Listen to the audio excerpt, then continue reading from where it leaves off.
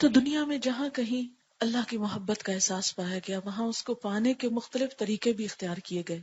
کسی نے اس مقصد کے لیے بت بنا کے رکھ لیے، کسی نے درختوں میں رب کو پایا اور ان کی پوجا میں لگ گئے، کسی نے کچھ کی پوجا کرنا شروع کر دی کہ یہ ہمارا رب ہو سکتا ہے. بہرحال رب کی تلاش ہر دور میں رہی، لیکن رب کو عقل سے نہیں پا سکتے، مادی ذرائع سے نہیں پا. پھر کیسے پائیں؟ کس نے ہم کو بنایا؟ کس نے یہ سب کچھ دیا؟ کون ہمیں یہاں لایا؟ کون یہ دن اور رات کو الٹ پلٹ کرتا رہتا ہے؟ کون ہمارے لیے طرح طرح کے پھل پیدا کرتا ہے؟ اس کے بارے میں ہمیں جس نے سب سے صحیح طور پر متعارف کرایا، ہمارے محسن، ہمارے ہادی، ہمارے رہبر، رحمت للعالمین، وہ دراصل محمد الرسول اللہ صلی اللہ علیہ وسلم ہے. انہوں نے ہمیں ہمارے رب کی صحیح پہچان کروائی. تو جو پہچان آپ نے کرائی وہ کسی اور نے نہیں کرائی، اور نہ کوئی اور کرا سکتا ہے. اسی لیے آپ کا حق تمام انسانوں کے حق سے زیادہ ہے، آپ کا مقام تمام انسانوں کے مقام سے بڑھ کر ہے، آپ کا درجہ اور رتبہ ساری انسانیت سے بڑھ کر ہے. محمد الرسول اللہ صلی اللہ علیہ وسلم جو کلمہ ہم پڑھتے ہیں، اس کلمے کے دوسرے حصے میں لا الہ الا اللہ کے بعد آپ کا ذکر نہایت ضروری ہے. محمد الرسول اللہ کلمے کا حصہ ہے. اگر کوئی شخص صرف اتنا کلمہ پڑھتا ہے لا الہ الا اللہ تو وہ مسلمان نہیں کہلاتا جب تک کہ وہ دوسرا حصہ نہ پڑھے محمد الرسول اللہ. اور بطور مسلمان ہم سب اس کو پڑھتے ہیں، اس کو اپنی زبان سے ادا کرتے ہیں، لیکن ان تین لفظوں کا مطلب کیا ہے؟ یہ لفظ ہم کو کیا میسج دیتے ہیں؟ ہم سے کس حق کا مطالبہ کرتے ہیں؟ ہماری زندگی میں کیا چمک پیدا کرتے ہیں؟ اس پر عام طور پر ہم کم ہی غور کرتے ہیں. تو یہ تین لفظ کیا ہیں؟ محمد. محمد حامیم دال حمد سے تعریف کیا گیا، بہت زیادہ تعریف کیا گیا. نبی اکرم صلی اللہ علیہ وسلم کا ذاتی نام، اور عربوں کے ہاں یہ بالکل ایک نیا اور انوکھا نام تھا. آپ کو احمد بھی کہا گیا. پچھلے انبیاء نے بھی آپ کی آمد کی خوشخبری دی، پچھلی کتابوں میں آپ کا ذکر خیر پایا گیا، پچھلے انبیاء کے ماننے والوں کو بھی آپ کا انتظار تھا. آپ دنیا کے بہترین انسان، بہترین اخلاق کے مالک، بہترین شخصیت کے مالک، بہترین خوبیوں کے مالک، جس کی وجہ سے اللہ تعالیٰ نے آپ کو چن لیا، آپ پر اپنی رحمت فرمائی اور آپ کو اپنا پیغام بر مقرر کیا، اپنا رسول بنایا، میسنجر بنایا. رسول اللہ، اللہ کے رسول، اللہ تعالیٰ کی طرف سے بندوں کے نام پیغام لانے والے، اللہ تعالیٰ کی پہچان کرانے والے، اس کی مرضی بتانے والے، اس سے قریب کرنے والے. لہذا آپ کی اصل حیثیت کیا ہے؟ رسول اللہ کی. وہ اللہ اور بندے کے درمیان ایک واسطہ ہے. لہذا کوئی شخص مسلمان ہو نہیں سکتا، مومن ہو نہیں سکتا جب تک کہ آپ پر ایمان نہ لائے، اور ایمان لانے کے بعد جب تک آپ کی اطاعت نہ کرے، آپ کی بات نہ مانے. کیونکہ اگر آپ کی بات نہ مانی گئی تو آپ پر ایمان لانے کا مطلب ہی کچھ نہیں. آپ صلی اللہ علیہ وسلم نے فرمایا تھا کل امتی یدخلون الجنت الا من ابا، میری ساری امت جنت میں جائے گی مگر وہ شخص جس نے انکار کیا. قیل ومن ابا، پوچھا گیا کس نے انکار کیا؟ قال من اطاعنی فقد دخل الجنہ ومن عصانی فقد ابا، جس نے میری اطاعت کی وہ جنت میں داخل ہوا، اور جس نے میری نافرمانی کی اس نے گویا میرا انکار کیا. پھر اطاعت کے ساتھ ساتھ آپ کا اتباع اور اطاعت میں فرق یہ ہے کہ اطاعت تو ان کاموں میں ہوتی ہے جن کا حکم ملتا ہے، لیکن اتباع تو حکم کے انتظار سے پہلے ہی بات مان لینے کا نام، پیروی کرنے، خاموش پیروی کا، جیسے دیکھو ویسے کر لو، نہ حجت کرو نہ آرگیو کرو. اور یہ اسی وقت ہو سکتی ہے جب محبت ہو. جس سے محبت ہوتی ہے انسان اس کے آنکھ کے اشارے کو سمجھتا ہے، اس کے چہرے کے تاثرات کو سمجھتا ہے، اس کی نگاہوں کو سمجھتا ہے، حتیٰ کہ اس کے دل کی باتوں کو سمجھنے لگتا ہے، اس کی پسند و ناپسند کو سمجھنے لگتا ہے. تو جب یہ کیفیت آتی ہے تو اتباع ہوتا ہے. اتباع کا اردو میں معنی کیا جاتا ہے پیروی کرنا، یعنی کسی کے قدموں کو فالو کرنا، یعنی وہ آگے جا رہا ہے، اس کا منہ بھی ادھر ہے، وہ دیکھ بھی نہیں رہا، وہ چل رہا ہے اور یہ شوق میں پیچھے پیچھے جا رہا ہے. کیونکہ جس سے محبت ہوتی ہے انسان اس کے پیچھے پیچھے چلتا ہے، پیچھے پیچھے بھاگتا ہے. وہی پیروی کر سکتا ہے جس کے اندر محبت ہوتی. اسی لیے اللہ کے رسول صلی اللہ علیہ وسلم کی محبت بھی نہایت ضروری ہے. نبی صلی اللہ علیہ وسلم نے فرمایا لا یؤمن احدکم حتی اکون احب الیہ من والدہ وولدہ والناس اجمعین، تم میں سے کوئی شخص مومن ہو ہی نہیں سکتا یہاں تک کہ اپنی اولاد، والدین اور باقی تمام لوگوں کے مقابلے میں مجھ سے زیادہ محبت نہ کرتا ہو۔ اسے بخاری اور مسلم نے روایت کیا ہے کہ ہمارا ایمان ہی معتبر نہیں جب تک کہ آپ صلی اللہ علیہ وسلم سے محبت نہ ہو۔ محبت کے اظہار کے مختلف طریقے ہوتے ہیں، یعنی گویا ہم نے سمجھ لیا کہ جب تک آپ کی محبت نہ ہو ہمارے دل میں، اس وقت تک ایمان ہی مکمل نہیں۔ محمد الرسول اللہ کہنا بس خالی ایک دعویٰ ہے، اس کی کوئی حقیقت نہیں جب تک کہ محبت نہیں۔ اور محبت اظہار چاہتی، اظہار مختلف طرح سے ہوتا ہے محبت کا۔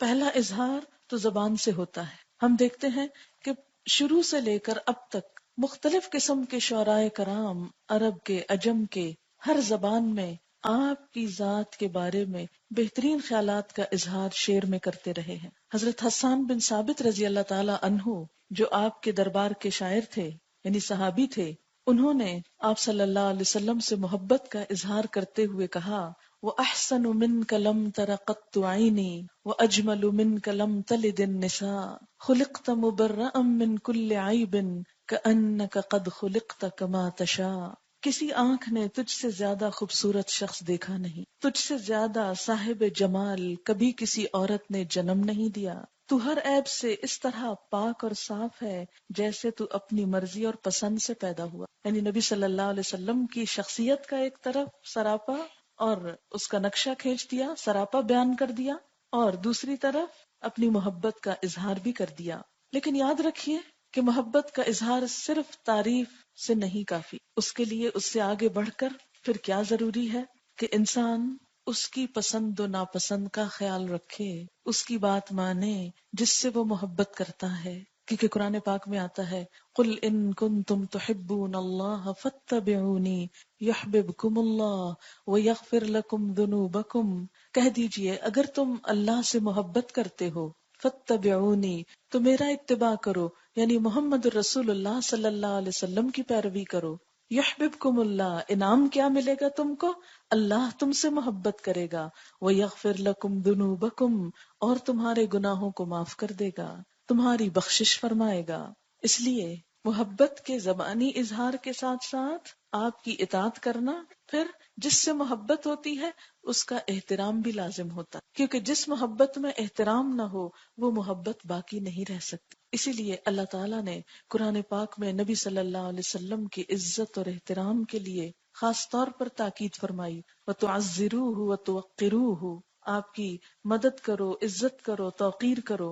پھر اسی طرح کیا فرمایا یا ایھا الذین آمنوا لا تقدموا بین یدی اللہ ورسولہ، اے لوگو جو ایمان لائے ہو، اللہ اور اس کے رسول صلی اللہ علیہ وسلم سے آگے نہ بڑھو، یعنی جہاں وہ رکنے کو کہیں وہاں رک جاؤ۔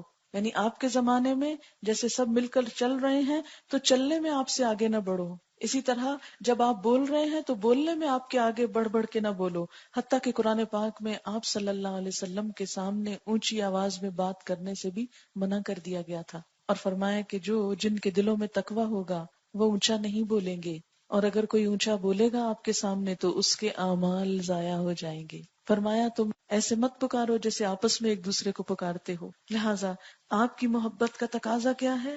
آپ کی عزت اور احترام کیا جائے، آپ کا نام عزت سے لیا جائے، اور جب آج کے دور میں آپ کی بات ہو رہی ہو، آپ کی مجلس ہو، آپ کی احادیث مبارکہ پڑھی جا رہی ہو، آپ کی سیرت پڑھی جا رہی ہو، تو اس وقت نہایت عزت احترام کے ساتھ بیٹھا جائے، توجہ کے ساتھ بات کو سنا جائے اور ان چیزوں پر عمل بھی کیا جائے۔ آپ صلی اللہ علیہ وسلم کی محبت کی دلیل کیا ہے؟ آپ کی سنت کی پیروی، کیونکہ آپ صلی اللہ علیہ وسلم نے خود فرمایا من احب سنتی فقد احبنی، جس نے میری سنت سے محبت کی اس نے مجھ سے محبت کی۔ گویا آپ نے خود ہی بتا دیا کہ مجھ سے محبت کا طریقہ کیا ہے، میرے طریقے کو اختیار کرو، میرے لائف سٹائل کو اختیار کرو، میرے بتائے ہوئے ادب، آداب اور ایٹیکیٹس کو اپنی زندگی میں لاؤ۔ ہر وہ چیز ہمارے لیے خوبصورت ہو جائے جسے آپ نے پسند کیا، اور ہر وہ چیز ہمارے لیے ناپسند ہو جائے جس کو آپ نے ناپسند کیا۔ اور جب تک یہ نہ ہو ایمان مکمل نہیں. آپ صلی اللہ علیہ وسلم نے خود ہی فرما دیا تھا من رغب عن سنتی فلیس من، جو میری سنت سے منہ موڑے گا، یعنی جس کو میری سنت پسند نہیں، جس کو میرے طریقے پسند نہیں، وہ پھر مجھ سے ہی نہیں. لیکن آج عملی طور پر آپ دیکھیے کہ ہماری زندگی میں آپ کی سنت کتنی ہے. کھانے پینے کے معاملے میں دیکھ لیجیے، سونے جاگنے کے معاملے میں، لین دین کے معاملے میں، نفرت اور محبت کے معیار، کس چیز میں ہدایت کا معیار کیا قرار پایا؟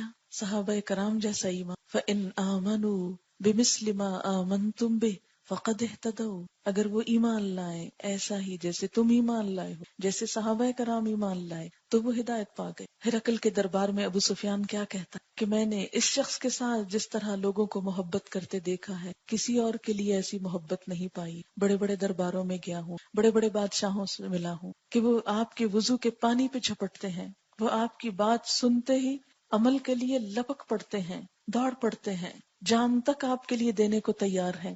حضرت عمر رضی اللہ تعالیٰ عنہ کے بارے میں آتا ہے کہ ایک دفعہ کہنے لگے، آپ کا ہاتھ تھا ان کے ہاتھ میں تھا، کہ یا رسول اللہ صلی اللہ علیہ وسلم میں آپ کے لیے سب کچھ کر سکتا ہوں، بس صرف اپنی جان نہیں دے سکتا، مجھے جان بڑی پیاری ہے. آپ نے فرمایا عمر اپنی بات پہ غور کرو، تم اس وقت تک مومن نہیں ہو سکتے جب تک اپنی جان بھی قربان نہ کر سکو. تو عمر پیچھے رہنے والے کہاں تھے؟ فوراً پکار اٹھے، اے اللہ کے رسول صلی اللہ علیہ وسلم، اگر ایمان کا یہی تقاضا ہے تو میری جان بھی حاضر ہے. اور اس معاملے میں صرف مرد حضرات ہی نہیں، خواتین بھی پیچھے نہیں. جنگ احد کا واقعہ آپ کو یاد ہوگا، جب افراتفری پھیل گئی کفار کے حملے سے، اور بڑے بڑے صحابہ کرام کے درمیان ایک افراتفری کا عالم تھا، تتر بتر ہو گئے. اس وقت ایک خاتون جن کا نام ام امارہ تھا، نصیبہ تھا، وہ نبی صلی اللہ علیہ وسلم کو ہر طرف سے بچا رہی تھی، ہر وار اپنے اوپر لے رہی تھی. کئی زخم انہوں نے کھائے آپ کی طرف آنے والے تیروں کو اپنے اوپر لے کر. اور نبی صلی اللہ علیہ وسلم نے بطور خاص ذکر کیا کہ آج میں جس طرف دیکھتا ام امارہ تقاتل دونی میرے سامنے لڑ رہی تھی، یعنی آپ کو بچانے کے لیے خود اپنے آپ کو پیش کر رہی تھی کہ مجھے کچھ لگ جائے لیکن آپ صلی اللہ علیہ وسلم کو نہ لگے. ایک اور صحابیہ جن کے اس جنگ میں شوہر باپ بیٹے سب شہید ہو گئے، لیکن جب بھی انہیں بتایا جاتا تمہارا فلاں رشتہ دار شہید ہو گیا، تو وہ ایک ہی بات پوچھتی، مجھے اس کی پرواہ نہیں، مجھے اللہ کے رسول صلی اللہ علیہ وسلم کے بارے میں بتاؤ، آپ کا کیا حال ہے. پھر اس کے بعد بتایا جاتا بیٹا شہید ہو گیا، مجھے بتاؤ اللہ کے رسول صلی اللہ علیہ وسلم کا کیا حال ہے. تمہارا شوہر شہید ہو گیا، مجھے بتاؤ اللہ کے رسول صلی اللہ علیہ وسلم کا کیا حال. یہ تھا ان خواتین کا ایمان کہ جن کو اپنی ذات کی پرواہ نہیں، جن کو اپنے بیٹوں اور شوہروں کی پرواہ نہیں، اللہ کے رسول صلی اللہ علیہ وسلم کے مقابلے ہم سب کو دیکھنا ہے آج ہم کہاں کھڑے، ہم کیا کر رہے. ایک خاتون ہے حضرت ام معبد رضی اللہ تعالی عنہا، وہ حضور صلی اللہ علیہ وسلم کا حلیہ مبارک اس طرح بیان کرتی ہیں کہ آج تاریخ کی کتابوں میں آپ کی روایت سے وہ سارا حلیہ آپ کا بیان ہوتا ہے. قالت ام معبد کہتی ہیں رأیت رجلا ظاہر الوضاءۃ ابلج الوجہ حسن الخلق لم تعبه ثجلة ولم تزریہ سعلة وسیم قسیم فی عینیہ دعج وفی اشفارہ وطف وفی صوتہ سہل وفی عنقہ سطع وفی لحیتہ کثاثۃ ازج اقرن ان صمت فعلیہ الوقار وان تکلم سماہ علاہ البہاء اجمل الناس وابہاء من بعید وأحسنه وأجمله من قريب حلب المنطق فصلا لا نزر ولا هزر كأن منطقه خرازات نظم يتحدرن ربعة لا تشنأه من طول ولا تقتحمه عين من قصر غصن بين غصنين فهو أنظر الثلاثة منظرا وأحسنهم قدرا له رفقاء يحفون به إن قال سمعوا لقوله وَإِنْ أَمَرَ تَبَادَرُوا إِلَىٰ أَمْرِهِ مَحْفُودٌ مَحْشُودٌ لَا عَابِسٌ وَلَا مُنَفِّدٌ. کہتی ہیں میں نے ایک آدمی دیکھا، جانتی نہیں ہے کون ہے، لیکن اتنا مختلف ہے یہ انسان کہ فوراً نگاہیں اس کی طرف جم کے رہ جاتی. اس سے پتہ چلتا ہے کہ آپ صلی اللہ علیہ وسلم کی ذات میں کتنی کشش تھی لوگوں کے لیے کہ جو دیکھتا ہی رہ جاتا اور پورے غور سے دیکھتا. لہذا کہتی ہیں میں نے ایک آدمی دیکھا روشن اور کشادہ چہرے والا، خوش اخلاق، یعنی آپ صلی اللہ علیہ وسلم اجنبیوں سے بھی خوش اخلاقی برتتے. ہم تو صرف اس کے ساتھ اچھے ہوتے نا جس کو ہم جانتے ہوتے، اور باقی ہمیں کیا پڑی کہ ہر ایک سے اچھی طرح بات کریں. نہیں، خوش اخلاق، متوازن پیٹ، سر کے بال بتمام و کمال، مجسم حسن و جمال، چمکدار آنکھیں، گھنی پلکیں، روبدار آواز، لمبی گردن، گھنی داڑھی، باریک اور پیوستہ ابرو، آئی بروز، خاموش، خاموش ہو تو پروقار، یعنی آپ کی خاموشی بھی بہت باوقار تھی. یہ نہیں کہ انگڑائیاں لے رہے ہیں، اباسیاں لے رہے ہیں، یون کر رہے ہیں، نہیں، پروقار. یہ نہیں کہ ہل رہے ہیں، جل رہے ہیں، ادھر ادھر ادھر کہ بیٹھے بھی چین نہیں آ رہا، پروقار. گفتگو ایسے جیسے موتی جھڑ رہے ہوں، جیسے موتی ٹوٹ کر بکھر رہے ہوں. دور سے دیکھے تو خوبصورت اور بارونق، قریب سے دیکھے تو اور بھی حسین و جمیل. شیریں کلام، جچے تلے الفاظ، گفتگو گویا موتیوں کی لڑی. میانہ قد، نہ طویل القامت کے اچھا نہ لگے، نہ کوتاہ قد کے معیوب ہو. شگفتہ و تر و تازہ شاخ، خوش منظر قابل قدر. ساتھی ایسے کہ ہر دم گرد و پیش، آس پاس کچھ کہے تو خاموشی سے سنے، حکم دے تو تعمیل کے لیے جھپٹیں. مخدوم، مطاع، یعنی ہر کوئی آپ کی بات ماننے کو تیار. نہ ترش رو، نہ فضول گو. یہ ایک سٹنگ میں جو کچھ وہ آبزرو کرتی ہیں اسی طرح بیان کر دیتی ایک ایک چیز. یہی وجہ ہے آپ کی شخصیت اتنی بارونق تھی، اتنی پرکشش تھی. اور یاد رکھیے، شخصیت کبھی مصنوعی ہتھ کنڈوں سے پرکشش نہیں ہوا. ہر اس شخص کی شخصیت پرکشش ہو جاتی ہے جس کے دل میں ایمان کا سچا نور ہو، جو منافقت سے پاک ہو. جیسے اندر ویسے ہی باہر ہو. جب اندر روشنی ہوتی ہے تو باہر پھوٹی پڑتی ہے. جب اندر لوگوں کی خیرخواہی ہوتی ہے تو عمل سے خود بخود ظاہر ہونے لگتی ہے. جب اندر سچی محبت ہوتی ہے تو خود بخود باہر آنے لگتی ہے. یہ ساری خوبیاں جو آپ کے ظاہر میں جھلکتی تھی دراصل آپ کے اندر تھیں. اسی لیے کفار کیا کہتے تھے کہ جادوگر ہے، اور منع کرتے تھے لوگوں کو کہ آپ سے نہ ملنے پائیں، کیونکہ جو آپ سے مل گیا پھر وہ آپ سے متاثر ہوئے بغیر رہ نہ سکے گا، پھر وہ آپ کا گرویدہ ہو جائے گا اور ہمارے ہاتھ سے نکل جائے گا. اس لیے بہتر ہے نہ کوئی آپ سے ملے، نہ آپ کا کلام سنے، نہ آپ کی بات سنے.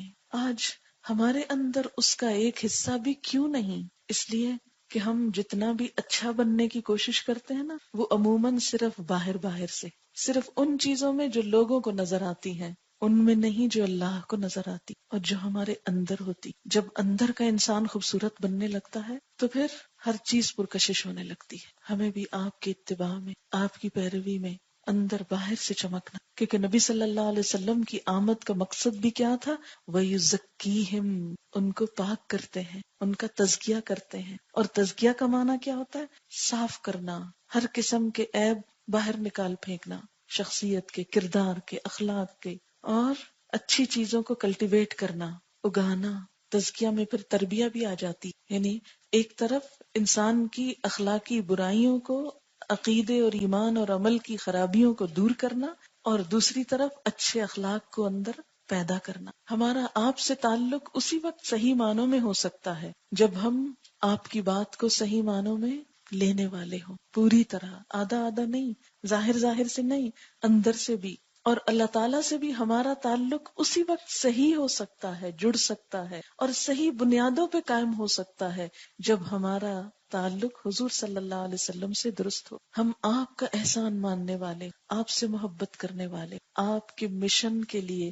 آپ بھلا کیوں آئے تھے دنیا میں؟ رحمت للعالمین بن کر نا، انسانوں کی ہدایت کا سامان لے کر. اور وہ چھوڑ گئے جاتے ہوئے کس کے پاس؟ امت مسلمہ کے پاس. تو اگر ہم کو آپ سے سچی محبت ہے نا تو ہم سب سے پہلے اس کام کے ساتھ کمٹمنٹ کرنے والے ہوں کہ جو کام آپ کر کے گئے تھے، جس کے لیے آپ نے اپنا خون بہایا تھا، دانت زخمی کیے تھے، پتھر کھائے تھے، گالیاں کھائی تھی، ہم بھی اس کام کے کرنے والے. آپ کی خوشی کس میں ہے؟ کہ آپ کی امت آپ کے مشن کو آگے بڑھائے، چاہے کسی بھی طرح، کسی بھی صلاحیت کے ساتھ. آپ تو ہر چیز میں نمونہ بن کر گئے، لیکن ہم سے یہ تقاضا کیا کہ جو ہماری صلاحیت ہو اس کے مطابق ہم آپ کا نام روشن کرنے والے، آپ کے مشن کو آگے بڑھانے والے ہوں. یہ ہے آپ کی محبت کا حق اور اس کا تقاضا. صرف اتنا کافی نہیں کہ ہم آپ کی محبت اور یاد میں چند شعر پڑھ دیں یا چند باتیں بیٹھ کر کر لیں. پھر ہم دیکھتے ہیں کہ اتنی دور بیٹھ کر اور اس وقت اور ہم کیا کر سکتے ہیں. جب تنہائی میں بیٹھے، جب فارغ ہوں، تو آپ کے لیے کیا کیا کریں؟ کیونکہ انسان عمل تو کرتا ہی ہے، آپ کی سنت کی پیروی بھی ہوگی، لیکن اس کے ساتھ ساتھ کچھ اور بھی فرض ہے ہمارا، اور وہ یہ ہے کہ ہم آپ صلی اللہ علیہ وسلم پر کثرت سے درود بھیجنے والے ہوں، آپ کے لیے دعائے خیر کرنے والے ہوں۔ محسن کے احسان کا بدلہ تو دینا ہی ہے۔ قرآن پاک میں آتا ہے ہل جزاء الاحسان الا الاحسان، کیا احسان کا بدلہ احسان کے سوا کچھ اور ہو سکتا ہے؟ پھر آپ نے تو احسان کیا، ہم نے کیا کیا؟ ہم کیا کر سکتے ہیں؟ آپ کے مشن کو تو آگے لے کر بڑھ سکتے ہیں، لیکن اس کے ساتھ ساتھ آپ کے لیے خاص طور پر دعائے خیر یعنی درود شریف کی کثرت بہت ضروری ہے، جس کی طرف سے عموماً لوگ غافل رہتے ہیں، کوتاہی کر جاتے ہیں، کیونکہ ان کو پتہ ہی نہیں کہ یہ کتنا اعلیٰ درجے کا کام ہے، کتنا مطلوب ہے، کتنا پسندیدہ ہے۔ آپ پر درود، قرآن پاک میں آتا ہے ان اللہ وملائکتہ یصلون علی النبی یا ایھا الذین آمنوا صلوا علیہ وسلموا تسلیما، یقیناً اللہ تعالی نبی صلی اللہ علیہ وسلم پر رحمتیں نازل فرماتے ہیں اور فرشتے آپ کے لیے دعائے رحمت کرتے ہیں۔ اے لوگو جو ایمان لائے ہو، تم بھی نبی صلی اللہ علیہ وسلم پر درود اور سلام بھیجو۔ یہ آپ کے احسان کے بدلے کے لیے اللہ تعالیٰ کا حکم بھی ہے ہم سب کے لیے، ایمان والوں کے لیے، کہ ہم آپ کے لیے یہ دعا کریں۔ یہ اللہ تعالیٰ نے ہم سے مطالبہ کیا ہے کہ جب فرشتے آپ کے لیے دعائیں کر رہے ہیں تو کیا تم نہ کرو گے؟ جن پر اللہ تعالیٰ درود بھیج رہے ہیں، اور اللہ تعالیٰ کا درود بھیجنا کیا ہے؟ رحمتیں نازل فرمانا۔ اور پھر آپ کا ذکر خیر دنیا کے ہر گوشے میں ہر آن ہو رہا ہے۔ آپ دیکھیے کہ جب دور مشرق سے سورج نکلتا ہے تو اس سے پہلے اذان فجر ہوتی، فجر کے وقت، اور آپ نے دیکھا ہوگا کہ جو سورج زمین کو چھوتا جاتا ہے اور ایک اذان کا وقت ایک جگہ ختم ہوتا ہے تو دوسری جگہ آتا جاتا ہے، اور جو آگے بڑھتی جاتی ہے دن کی یہ رفتار، تو دنیا کے ایک کونے سے لے کر دوسرے تک جیسے فجر کا سرکل چلتا ہے، وہ بھی ختم نہیں ہو پاتا کہ ظہر کا شروع ہو جاتا ہے، وہ ختم نہیں ہو پاتا کہ عصر کا شروع ہو جاتا ہے، وہ ختم نہیں ہو پاتا تو عصر شروع ہو جاتی، وہ ختم نہیں ہو پاتی تو عشاء شروع ہو جاتی، اور اس طرح فجر تک اور فجر سے عشاء تک مسلسل اس گلوب کے اوپر جگہ جگہ گلی گلی مسجدوں میں آپ کا نام لیا جاتا۔ لہٰذا اگر ہم نہ بھی آپ کا نام لیں گے، آپ کا ذکر خیر نہیں بھی کریں گے، آپ پہ درود نہیں بھی بھیجیں گے، تو اللہ تعالیٰ خود رحمتیں بھیج رہے ہیں، فرشتے دعائیں کر رہے ہیں، ایمان والے آپ سے محبتیں کرنے والے آپ کے لیے دعائیں کر رہے ہیں۔ تو محروم کون رہے گا؟ وہی جو اپنا حصہ اس میں نہیں ڈالے گا۔ تو آج کی اس مجلس میں چند احادیث درود شریف کے بارے میں آپ کے سامنے رکھوں گی، جس سے آپ کو اس کی اہمیت کا اندازہ ہوگا، اور اس کے ساتھ ساتھ انشاءاللہ عمل کے لیے کچھ مسنون درود بھی آپ کو بتائے جائیں گے۔ سب سے پہلے یہ کہ درود شریف کا مطلب کیا ہے؟ اللہ تعالیٰ کا نبی اکرم صلی اللہ علیہ وسلم پر درود بھیجنے کا مطلب رحمت نازل کرنا ہے۔ آپ تو خود بھی رحمت بن کر دنیا کے لیے آئے تھے، تو جو خود دوسروں کے لیے رحمت بن جائے، خود اس پر رحمتیں کیوں نہ ہوں؟ جو خود دوسروں کے لیے رحمت بن جائے پھر اس کے لیے رحمتیں کیوں نہ ہوں؟ اب ان تمام جگہوں پر ہم خود کو رکھ کے دیکھیں گے ہم کیا کر رہے ہیں آپ کی پیروی میں۔ اور فرشتوں یا مسلمانوں کا درود بھیجنا کیا ہے؟ رحمت کی دعا کرنا۔ تو سب سے بہترین دعا کیا ہے؟ احسان کے بدلے کے طور پر، بدلہ تو خیر چکا نہیں سکتے لیکن کچھ نہ کچھ جو کر سکتے ہو وہ دعائے رحمت۔ ان ابی ہریرہ رضی اللہ عنہ ان رسول اللہ صلی اللہ علیہ وسلم قال الملائکۃ تصلی علی احدکم ما دام فی مصلاه الذی صلی فیہ ما لم یحدث تقول اللہم اغفر لہ اللہم ارحمہ، رواہ البخاری۔ حضرت ابو ہریرہ رضی اللہ تعالی عنہ سے روایت ہے کہ رسول اللہ صلی اللہ علیہ وسلم نے فرمایا، تم میں سے کوئی شخص جب تک اپنی نماز کی جگہ پر جہاں اس نے نماز پڑھی ہے بیٹھا رہے اور اس کا وضو نہ ٹوٹے، تب تک فرشتے اس پر درود بھیجتے رہتے ہیں اور یوں کہتے ہیں یا اللہ اس کو بخش دے، اس پر رحم فرما۔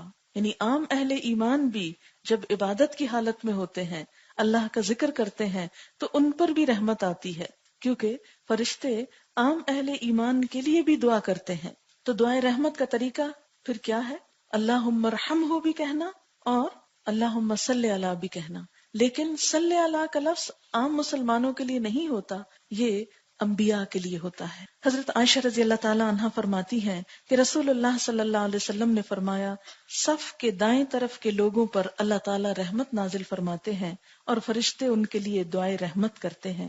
نبی صلی اللہ علیہ وسلم پر درود شریف پڑھنے کی فضیلت۔ ایک مرتبہ درود پڑھنے سے 10 رحمتیں نازل ہوتی ہیں، 10 گناہ معاف ہوتے ہیں، 10 درجے بلند ہوتے ہیں۔ نسائی کی روایت ہے، حضرت انس رضی اللہ تعالی عنہ کہتے ہیں کہ رسول اللہ صلی اللہ علیہ وسلم نے فرمایا، جس نے مجھ پر ایک مرتبہ درود بھیجا، اللہ تعالیٰ اس پر 10 مرتبہ رحمتیں نازل فرمائے گا، اس کے 10 گناہ معاف فرمائے گا اور 10 درجے بلند فرمائے گا۔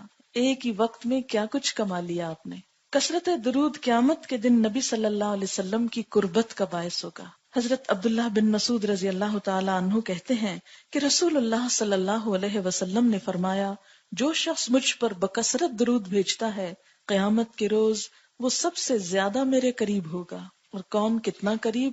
جو جتنا زیادہ درود پڑے آپ پر۔ رسول اکرم صلی اللہ علیہ وسلم پر درود بھیجنا اور آپ کے لیے جنت میں بلند درجہ ملنے کی دعا کرنا قیامت کے دن آپ صلی اللہ علیہ وسلم کی سفارش کا باعث ہوگا۔ آپ پر درود آپ کی قربت کا باعث، آپ کی سفارش کا باعث۔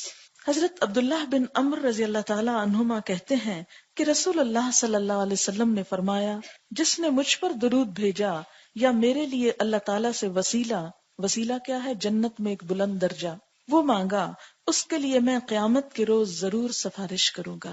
درود شریف گناہوں کی مغفرت، تمام دکھوں، مصیبتوں اور غموں سے نجات حاصل کرنے کا ذریعہ ہے۔ اور یہ بات میں نہیں کہہ رہی، یہ اللہ کے رسول صلی اللہ علیہ وسلم نے خود بتائی ہے۔ حدیث ہے ترمذی کی، حضرت ابی بن کعب رضی اللہ تعالی عنہ کہتے ہیں کہ میں نے رسول اللہ صلی اللہ علیہ وسلم سے عرض کیا، اے اللہ کے رسول صلی اللہ علیہ وسلم، میں آپ پر کثرت سے درود بھیجتا ہوں، اپنی دعا میں سے کتنا وقت درود کے لیے وقف کروں؟ یعنی جب میں دعا مانگتا ہوں تو کتنی دیر درود پڑھوں؟ آپ نے فرمایا جتنا تو چاہے۔ میں نے عرض کیا 1/4 یعنی 1/4؟ آپ نے فرمایا جتنا تو چاہے، لیکن اگر اس سے زیادہ کر لے تو تیرے لیے اچھا ہے۔ میں نے عرض کیا آدھا وقت۔ آپ نے فرمایا جتنا تو چاہے۔ آپ کا یہ جواب کتنا پر حکمت ہے کہ کسی پر آپ نے بوجھ نہیں ڈالا، اس کو فورس نہیں کیا، لیکن اگر اس سے زیادہ کرے تو تیرے لیے اچھا ہے۔ میں نے عرض کیا 2/3۔ آپ نے فرمایا جتنا تو چاہے، لیکن اگر اس سے زیادہ کر لے تو تیرے ہی لیے بہتر ہے۔ میں نے عرض کیا میں اپنی دعا کا سارا وقت درود کے لیے وقف کرتا ہوں۔ آپ نے فرمایا یہ تیرے سارے دکھوں اور غموں کے لیے کافی ہوگا اور تیرے گناہوں کی بخشش کا باعث ہوگا۔ اور خاص طور پر جب انسان غم سے نڈھال ہوتا ہے، پریشان ہوتا ہے، اس کو مسئلے کا کوئی حل نظر نہیں آتا اور یہ بھی سمجھ نہیں آتا کہ کیا مانگوں، مجھے کیا کہنا چاہیے، یعنی اتنے زیادہ کمپلیکیشنز ہو جاتی ہیں کہ بعض اوقات انسان یہ بھی ڈیسائیڈ نہیں کر پاتا کہ جو میں مانگ رہا ہوں وہ بھی میرے لیے بہتر ہے یا نہیں۔ تو ایسے میں معاملہ اللہ پہ چھوڑ دیا جائے اور کثرت سے درود شریف پڑھائے، اللہ تعالیٰ ضرور کوئی نہ کوئی راستہ پیدا فرما دے۔ اگلا فائدہ، نبی صلی اللہ علیہ وسلم پر درود بھیجنے والے پر اللہ تعالیٰ رحمت نازل فرماتے اور آپ پر سلام بھیجنے والے پر اللہ سلام بھیجتا ہے۔ حضرت عبد الرحمن بن عوف رضی اللہ تعالیٰ عنہ فرماتے ہیں کہ رسول اللہ صلی اللہ علیہ وسلم ایک روز گھر سے نکلے اور کھجوروں کے باغ میں داخل ہوئے، بہت طویل سجدہ کیا، حتیٰ کہ مجھے اندیشہ ہوا کہیں اللہ تعالیٰ نے آپ کی روح قبض نہ کر لی ہو۔ حضرت عبد الرحمن بن عوف کہتے ہیں میں رسول اللہ صلی اللہ علیہ وسلم کی طرف دیکھ ہی رہا تھا کہ آپ نے سر اٹھایا اور فرمایا کیا بات ہے؟ میں نے بات بتائی تو آپ نے ارشاد فرمایا کہ جبریل علیہ السلام نے مجھ سے کہا اے محمد صلی اللہ علیہ وسلم، کیا میں آپ کو ایک بشارت نہ دوں، یعنی خوشخبری نہ دوں؟ اللہ کریم فرماتا ہے جو شخص آپ پر درود بھیجے گا میں بھی اس پر رحمت نازل کروں گا، اور جو آپ پر سلام بھیجے گا میں بھی اس پر سلام بھیجوں۔ اللہ تعالیٰ کی طرف سے سلام آئے تو انسان کے لیے پھر کیا خوف اور کیا غم۔ یہ مسند احمد کی روایت تھی جو ابھی میں نے آپ کو سنائی۔ پھر یہ کہ 10 مرتبہ صبح 10 مرتبہ شام درود پڑھنا آپ کی شفاعت حاصل کرنے کا باعث ہے۔ حضرت ابو درداء رضی اللہ تعالیٰ عنہ کہتے ہیں کہ رسول اللہ صلی اللہ علیہ وسلم نے فرمایا جس نے 10 مرتبہ صبح 10 مرتبہ شام مجھ پر درود بھیجا اسے قیامت کے روز میری سفارش حاصل ہوگی۔ اسے طبرانی نے روایت کیا ہے۔ پھر یہ کہ درود قبولیت دعا کا سبب ہے، یہ بھی اس کا ایک فائدہ ہے کہ درود پڑھنے والے کی دعا قبول ہوتی۔ حضرت عبداللہ بن مسعود رضی اللہ تعالیٰ عنہ کہتے ہیں میں نماز پڑھ رہا تھا، نبی اکرم صلی اللہ علیہ وسلم کے ساتھ ابو بکر صدیق اور عمر رضی اللہ تعالیٰ عنہ وہاں بھی شامل تھے، وہ بھی تشریف فرما تھے۔ میں دعا کے لیے بیٹھا تو پہلے اللہ کی حمد و ثنا کی، پھر آپ پر درود بھیجا، پھر اپنے لیے دعا کی تو آپ نے فرمایا اس طرح اللہ سے مانگو ضرور دیے جاؤ گے. دوبارہ فرمایا اللہ سے مانگو دیے جاؤ گے، یعنی دعا ضرور قبول ہوگی. کیسے؟ دعا شروع کرتے وقت پہلے اللہ تعالیٰ کی حمد و ثنا، مثلاً سورۃ الفاتحہ پڑھ لی جائے، یا لا الہ الا اللہ وحدہ لا شریک لہ لہ الملک ولہ الحمد وہو علی کل شیء قدیر، یا پھر سبحان اللہ والحمد للہ ولا الہ الا اللہ واللہ اکبر ولا حول ولا قوة الا باللہ العلی العظیم، یا پھر سبحان اللہ وبحمدہ سبحان اللہ العظیم، یا پھر سبحان اللہ وبحمدہ عدد خلقہ ورضا نفسہ وزنۃ عرشہ ومداد کلماتہ، یا پھر کوئی اور اللہ تعالیٰ کی حمد و ثنا کا جملہ، یا رب لک الحمد کما ینبغی لجلال وجہک وعظیم سلطانک. اس کے بعد درود شریف، اور درود شریف کی کئی قسمیں ہیں، کئی ورشنز ہیں، وہ اینڈ میں آپ کو بتاؤں گی میں. بہترین درود وہ ہے جو نماز کے اندر آتا ہے، درود ابراہیم. ایک دفعہ وہ پڑھ لیا جائے. اگر وقت کم ہو تو مختصر درود بھی آتا ہے، وہ پڑھا جا سکتا ہے. پھر دعا مانگی جائے. یہ دعا مانگنے کا ادب اور طریقہ ہے. اس طرح مانگنے سے آپ صلی اللہ علیہ وسلم نے کیا فرمایا؟ دعا قبولیت کا درجہ پائے گی. اور ایک مرتبہ درود پڑھنے پر ویسے بھی 10 رحمتیں آتی. تو گویا آپ نے درود شریف پڑھنا شروع کیا اور رحمتیں آنے لگ گئی. جب رحمت سے اللہ تعالیٰ آپ کی طرف متوجہ ہو گئے تو دعا قبول ہو گئی نا. حضرت ابو ہریرہ رضی اللہ تعالیٰ عنہ سے روایت ہے کہ رسول اللہ صلی اللہ علیہ وسلم نے فرمایا، جس نے مجھ پر ایک مرتبہ درود بھیجا اللہ اس پر 10 رحمتیں نازل فرمائے گا. اسے صحیح مسلم نے روایت کیا ہے. ایک دفعہ درود پڑھنے والے پر 10 رحمتیں، ایک مرتبہ سلام بھیجنے والے پر 10 سلام. حضرت ابو طلحہ رضی اللہ تعالیٰ عنہ سے روایت ہے کہ ایک روز حضور صلی اللہ علیہ وسلم تشریف لائے. آپ کا چہرہ مبارک خوشی سے تمتما رہا تھا. ہم نے عرض کیا، آج ہم آپ کے چہرے مبارک پر خوشی کے آثار دیکھ رہے ہیں. آپ نے فرمایا کہ میرے پاس جبریل علیہ السلام تشریف لائے اور خوشخبری دی کہ اللہ تعالیٰ فرماتا ہے، کیا آپ کے لیے یہ بات خوشی کا باعث نہیں کہ آپ کا جو امتی ایک مرتبہ درود بھیجے میں اس پر 10 رحمتیں نازل کروں، اور جو امتی ایک مرتبہ آپ کو سلام کہے میں اس کو 10 مرتبہ سلام کروں. یعنی یہ وہ کام ہے جس میں تھوڑی سی کوشش بہت زیادہ رحمتوں اور برکتوں کا سبب بنتی ہے. پھر ایک مرتبہ درود پڑھنے سے 10 نیکیاں بھی لکھی جاتی ہیں. یعنی رحمتیں تو آتی ہیں، ساتھ نیکیاں بھی لکھ لی جاتی ہیں. حدیث پاک ہے، نبی صلی اللہ علیہ وسلم نے فرمایا، جس نے مجھ پر ایک دفعہ درود بھیجا اللہ اس کے نامہ اعمال میں 10 نیکیاں لکھے گا. اگلا فائدہ، جب تک آپ پر درود بھیجا جائے فرشتے دعائے رحمت کرتے رہتے. یعنی ہم درود پڑھتے رہتے ہیں اور فرشتے ہمارے لیے دعا کرنا شروع کر دیتے ہیں. حضرت عامر بن ربیعہ رضی اللہ تعالی عنہ اپنے باپ سے روایت کرتے ہیں کہ نبی صلی اللہ علیہ وسلم نے فرمایا، جب تک کوئی مسلمان مجھ پر درود بھیجتا رہتا ہے اس وقت تک فرشتے اس کے لیے دعائے رحمت کرتے رہتے ہیں. اب جو چاہے کم پڑھے، جو چاہے زیادہ پڑھ لے، جتنی رحمت اس کو سمیٹنی ہے اس کے مطابق کر لے. نبی صلی اللہ علیہ وسلم سلام کہنے والے کو سلام کا جواب دیتے ہیں. حضرت ابو ہریرہ رضی اللہ تعالی عنہ کہتے ہیں کہ رسول اللہ صلی اللہ علیہ وسلم نے فرمایا، جب کوئی شخص مجھے سلام کہتا ہے تو اللہ تعالیٰ میری روح واپس لوٹاتا ہے اور میں اس سلام کا جواب دیتا ہوں. اسے ابو داؤد نے روایت کیا ہے. اب آپ سوچ رہے ہوں گے کہ یہ تو بڑا مشکل کام ہے، بار بار روح ڈالی جائے، وہ نکالی جائے، پھر ڈالی جائے. یہ بات نہیں. آپ کو پتا ہے کہ روح کی کئی قسمیں ہوتی ہیں. جب انسان سوتا ہے تو قرآن پاک میں آپ پڑھیں گے کہ ایک روح انسان کی اس وقت لے لی جاتی. جب انسان جاگتا ہے تو وہ روح لوٹا دی جاتی. تو اس وقت آپ کو کوئی تکلیف محسوس ہوتی؟ کچھ بھی نہیں. وہ کیا روح ہوتی ہے؟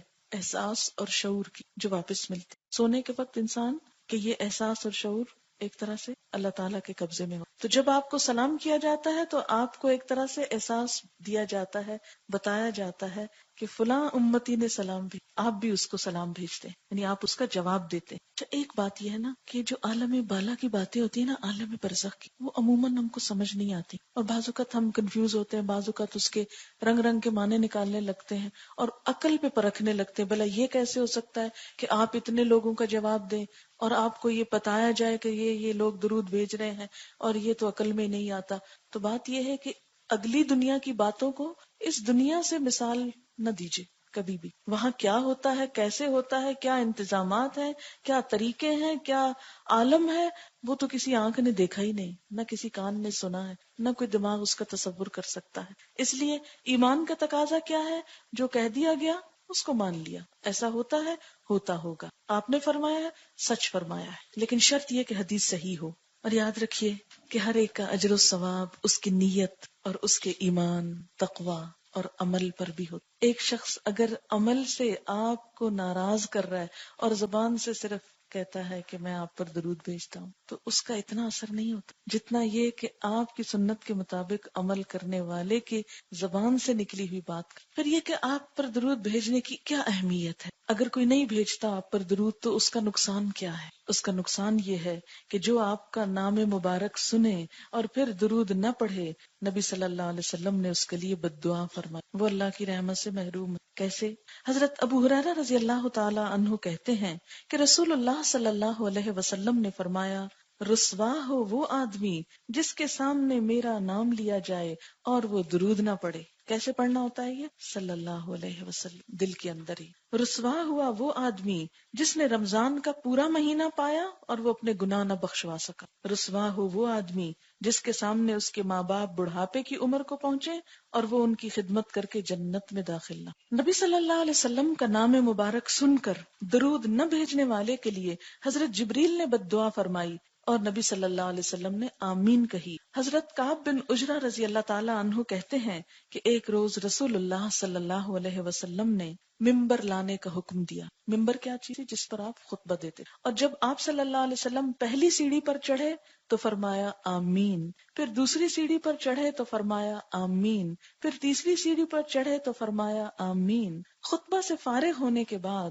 جب آپ صلی اللہ علیہ وسلم ممبر سے نیچے تشریف لائے تو صحابہ نے عرض کیا، آج آپ سے ہم نے ایسی بات سنی ہے جو اس سے پہلے کبھی نہیں سنی، کہ آپ آمین کہہ رہے، یہ کس بات پہ آمین؟ رسول اللہ صلی اللہ علیہ وسلم نے فرمایا، جبریل علیہ السلام تشریف لائے اور کہا، ہلاکت ہے اس آدمی کے لیے جس نے رمضان کا مہینہ پایا اور اپنے گناہ نہ بخشوائے۔ میں نے جواب میں کہا آمین۔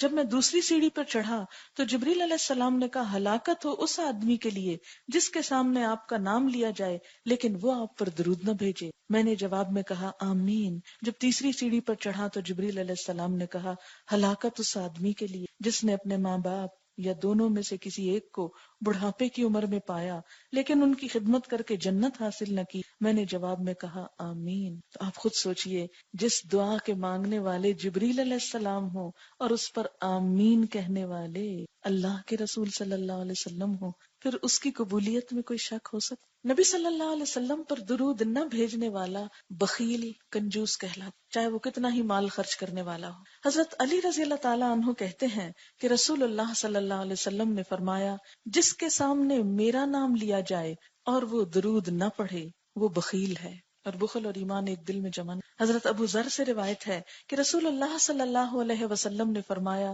لوگوں میں سے بخیل ترین آدمی وہ ہے جس کے سامنے میرا نام لیا جائے اور وہ میرے اوپر درود نہ بھیجے۔ پہلا نقصان کیا تھا؟ آپ کی بد دعا۔ دوسرا نقصان جبریل علیہ السلام کی بد دعا اور آپ کی آمین۔ تیسرا نقصان آپ نے اس شخص کو بخیل کہا۔ چوتھا نقصان جو آپ پر درود نہ بھیجے، قیامت کے دن اس شخص کے لیے یہ بات باعث حسرت ہو، سخت پچھتائے گا کہ آپ پر درود کیوں نہیں بھیجا۔ حضرت ابو ہریرہ رضی اللہ تعالی عنہ کہتے ہیں کہ رسول اللہ صلی اللہ علیہ وسلم نے فرمایا، جس مجلس میں لوگ اللہ کا ذکر نہ کریں، رسول اللہ صلی اللہ علیہ وسلم پر درود نہ بھیجیں، وہ مجلس قیامت کے دن ان لوگوں کے لیے حسرت کا باعث ہوگی، خواہ وہ نیک اعمال کے بدلے میں جنت میں چلے ہی جائیں۔ یعنی باقی ان کے عمل بڑے اچھے ہیں اور وہ جنت میں بھی چلے گئے، لیکن وہ ان مجلسوں پر حسرت کریں گے جن میں آپ پر درود۔ اسی لیے کیا کرنا چاہیے؟ جیسے کلاس شروع ہوتی تو سب سے پہلے نحمدہ ونصلی، یہ جو دو لفظ ہیں نا، یہ اسی مقصد کے لیے پڑھے جاتے ہیں۔ آپ کہیں بھی درس دیں، کہیں بھی بات ایسے فارمل ٹاک شروع کریں تو یہ دو لفظ پڑھنا کبھی نہ بھولیں، نحمدہ ونصلی۔ اس میں اللہ تعالیٰ کی حمد بھی ہو جاتی ہے اور آپ پر درود بھی ہو جاتا۔ اور اگر کسی مجلس میں نہ پڑھا گیا تو چاہے وہ بڑی نیکیوں کی مجلس ہو، لیکن قیامت کے دن انسان کہے گا کہاں پڑھ لیتا تو اسی مجلس کا ثواب کتنا زیادہ بڑھ جائے۔ آپ پر درود نہ بھیجنا جنت سے محرومی کا باعث ہو سکتا ہے۔ یہ اگلا نقصان۔ حضرت عبداللہ بن عباس رضی اللہ تعالیٰ عنہما کہتے ہیں، رسول اللہ صلی اللہ علیہ وسلم نے فرمایا، جو مجھ پر درود پڑھنا بھول گیا اس نے جنت کا راستہ کھو دیا، جنت کا راستہ اس سے گم ہو گیا، وہ اور ہی طریقوں پہ چل پڑا۔ پھر ایک اور نقصان، جس دعا سے قبل درود نہ پڑھا جائے وہ دعا قبول نہیں ہوتی۔ حضرت انس رضی اللہ تعالیٰ عنہ کہتے ہیں کہ رسول اللہ صلی اللہ علیہ وسلم نے فرمایا، جب تک نبی اکرم صلی اللہ علیہ وسلم پر درود نہ بھیجا جائے کوئی دعا قبول نہیں کی جاتی۔ اسے طبرانی نے روایت۔ اب یہ کہ کون سا درود پڑھا جائے، کیسا درود پڑھا جائے، کیونکہ آپ نے دیکھا ہوگا کہ چونکہ درود شریف کی فضیلت بہت ہے، اس لیے ہمارے معاشرے میں بہت سے درود گھڑ لیے گئے، بہت سے درود ایجاد کر لیے گئے ہیں۔ ان کی کیا حیثیت ہے؟ یاد رکھیں وہ دو طرح کے، اور ان دو کے علاوہ ایک قسم کون سی ہے؟ جو مسنون ہے۔ مسنون کا کیا مطلب ہے؟ جو سنت سے ثابت ہے، ٹھیک ہے؟ تو مسنون کون سا ہے؟ جو آپ نے سکھایا ہے،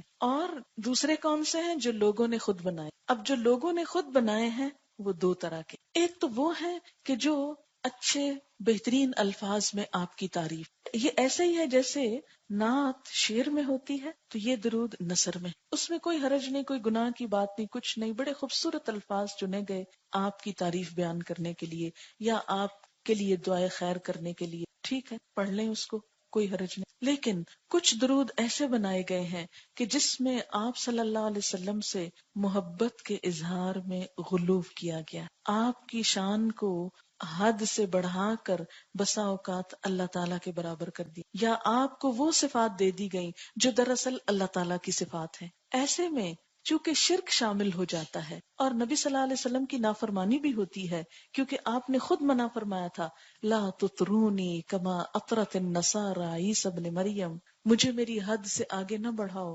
جیسے نصارہ نے عیسیٰ ابن مریم کو کیا کیا تھا، ان کے درجے اور مقام سے آگے بڑھا اور کیا بنا دیا، اللہ کا نبی کہنے کی بجائے اللہ کا بیٹا۔ تو فرمایا اے میری امت کے لوگوں، تم نہ ایسے کرنا، مجھے میری حد سے آگے نہیں بڑھانا۔ اچھا ہمارے ہاں کیا ہوتا ہے عام طور پر کہ نبی صلی اللہ علیہ وسلم کے لیے بسا اوقات تعریف کے الفاظ کہتے ہوئے یہ کہہ دیا جاتا ہے نور من نور اللہ، آپ نور ہیں اور اللہ کے نور سے نکل، جیسے عیسیٰ علیہ السلام کے لیے کیا کہتے ہیں، اللہ کے بیٹے، یعنی اللہ سے پیدا ہوئے۔ بیٹا پیدا ہوتا ہے نا کسی سے، ویسے تو نہیں بیٹا کسی کو کہہ سکتے۔ تو قرآن پاک میں کیا ہوتا ہے، لم یلد ولم یولد، نہ اس نے کسی کو جنم دیا نہ کسی سے جنم لیا، نہ جنم دیا کسی کو نہ کسی سے جنم، نہ اس کا کوئی بیٹا نہ وہ کسی کا بیٹا۔ اسی طرح اللہ تعالیٰ خالق ہے اور باقی سب اس کی مخلوق ہے، اس لیے یہ کہنا کہ کوئی چیز اللہ تعالیٰ سے الگ ہو کر ہمارے سامنے آئی اور وہ اللہ ہی کا حصہ ہے، یہ پھر شرک ہو جاتا۔ اور شرک کیسا گناہ ہے، کبھی معاف، ان اللہ لا یغفر ان یشرک بہ ویغفر ما دون ذلک لمن یشاء، اللہ تعالیٰ اس بات کو معاف نہیں کرے گا کہ اس کے ساتھ شرک، ہاں اس کے علاوہ باقی گناہ جس کے لیے چاہے گا معاف کر دے گا۔ اچھا بسا اوقات ہم شعر بھی ایسے پڑھ لیتے ہیں، مثلا وہی جو مستوی تھا عرش میں خدا ہو کر اتر پڑا مدینے میں مصطفیٰ، اس میں کیا ہو جاتا ہے، شرک ہو جاتا ہے، کیونکہ یہ جو بتوں کے پوجنے والے لوگ تھے نا، یہ بھی یہی کہا کرتے تھے